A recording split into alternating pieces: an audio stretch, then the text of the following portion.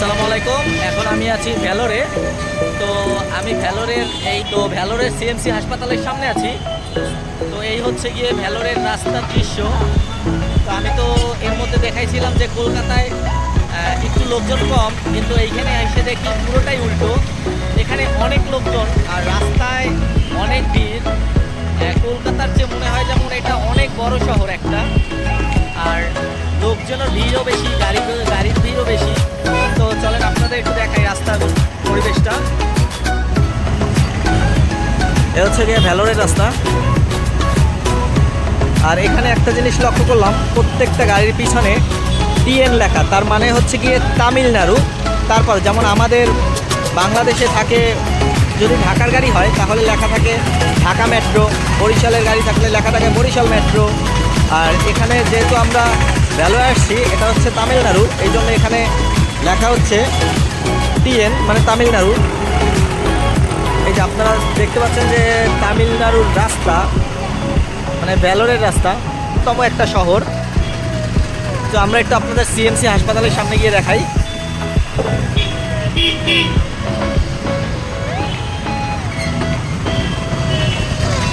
আমরা এখন সিএমসি হাসপাতালের সামনে যাচ্ছি। আর এই রোডটার নাম হচ্ছে এই যে সিএমসি হাসপাতাল এয়ার কন্ট্রোল রোড।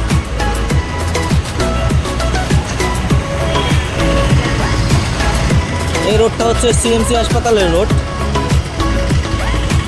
আপনি চেন্নাই দিয়ে আসেন বা যে কোনো জায়গা থেকে বললেই হবে যে ভ্যালোর সিএমসি হাসপাতাল যাব।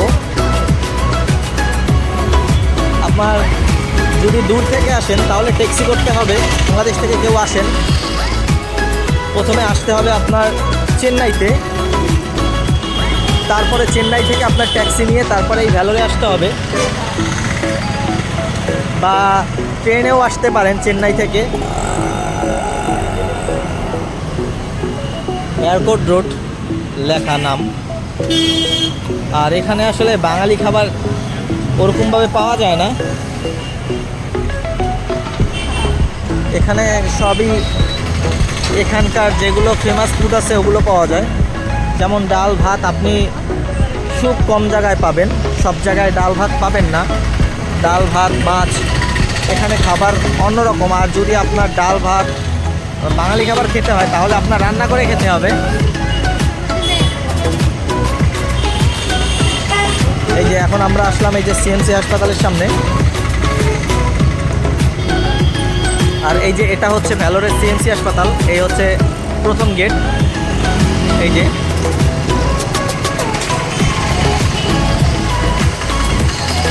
Charity medical college CMC valour.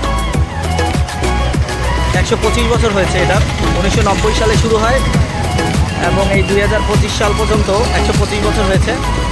এই হচ্ছে সিএমসি হাসপাতালের মেইন গেট।